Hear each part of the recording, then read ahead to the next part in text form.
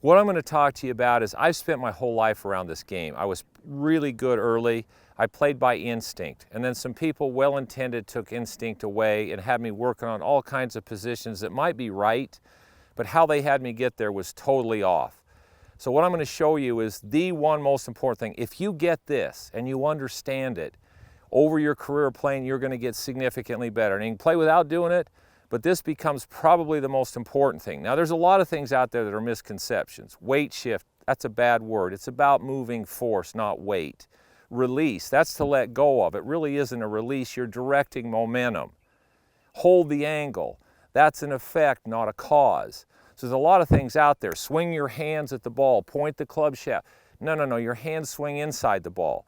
But even with all those, you can get away with them. This is the one you have to understand.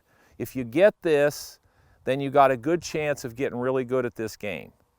If I take this tennis racket and I aim that racket handle at the ball, when I go back, now that would be the club head out there. Now, my wrists are going to hinge and I get to the top of my swing. What we've all tried to do is get here, and we've seen these pictures, so we're trying to get way up to here and then let the club go. That's not how it works. That's what the pictures look like. Here's what you have to actually feel to offset the weight of this club head that doesn't want to go that way. It wants to go somewhere over there. You've got to get it to the ball.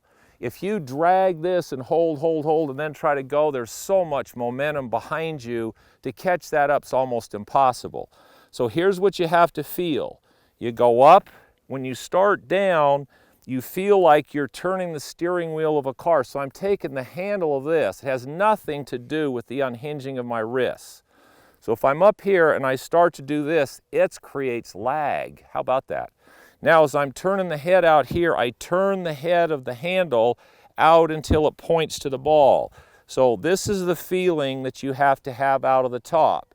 Now you feel like you're doing this. When you try to do that, the offsetting weight of the club holds the club head back, and then all of a sudden it gets in front of you and wham, it takes off. If you try to hold it and then go, you can play there, but that's really hard to time because you're fighting momentum.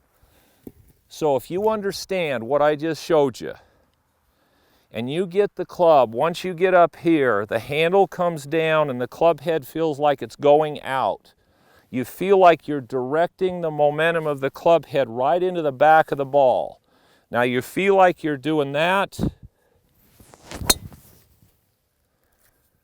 Once you get that momentum in the right arc, you just go along for the ride. Your hands feel quiet. They're quiet because they don't have to be overactive. Your balance works. Everything starts to work because you're utilizing momentum. This golf swing is about offsetting forces and utilizing momentum. The way the game's been taught, you're fighting momentum, trying to force it to do something. You learn that, you're going to beat most of your friends.